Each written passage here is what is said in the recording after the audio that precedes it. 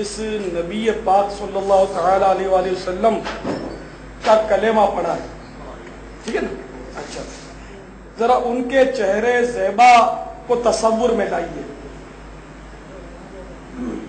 ان کا چہرہ کو اچھا لگتا ہے؟ اچھا لگتا ہے نا؟ تو کیا ان کے چہرے پر داڑھی نہیں ہے؟ سر اقدس پر نظر دوڑائیے.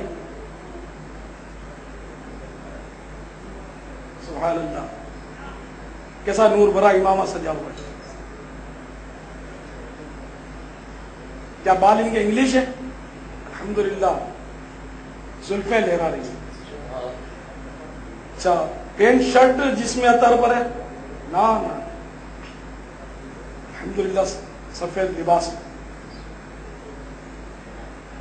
کوڑا کرتا ہے، نورانی کرتا ہے. اس طرح آپ کا سادہ لباس ہے.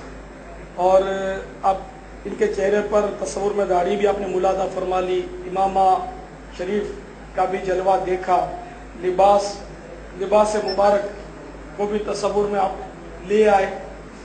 اگر کوئی مسلمان کہے کہ یار یہ انگریز جو ہیں جنہوں نے ہم کو دکھی کیا، انہوں نے ہم کو تباہ کر دیا، ہمارے تہذیب و تمدن کو انہوں نے غارت کر دیا، ہمیں زبردستی جہنم کی طرف دھکیلتے چلے جا رہے ہیں، بھائی مہربانی کریں انگریز سے دامن چھڑائیں اور آؤ مصطفیٰ کے قدموں میں چلتے ہیں. تو اگر کوئی آپ کو دعوت دے اچھے لباس کی، سنتوں والے لباس کی، تو آپ کیوں سے کترا رہے ہیں؟ آپ کو تو خوش ہونا چاہیے. سبحان اللہ، کسی نے تو میری آنکھ کھولی. میں آج تک یہی سمجھا کہ ہمارا یہ انداز ہی درست ہے.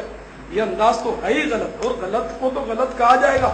اب رات کا وقت ہے تو میں آپ کو اچھا لگانے کے لیے کیسے کہہ دوں کہ صاحب دین اچھا ہے؟ اس وقت دین میں نہیں کہہ سکتا.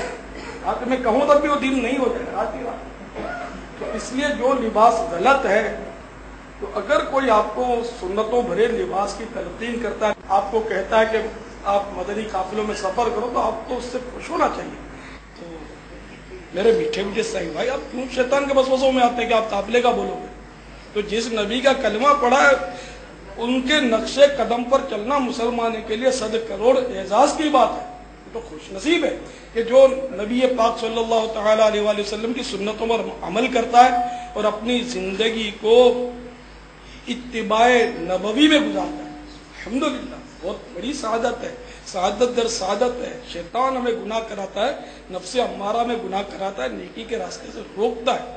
اور مزہ تو یہ کہ شیطان جتنا روکے اس کو مطلب کہ مایوس کرنا چاہیے، اس کا حوصلہ بڑھانا نہیں چاہیے.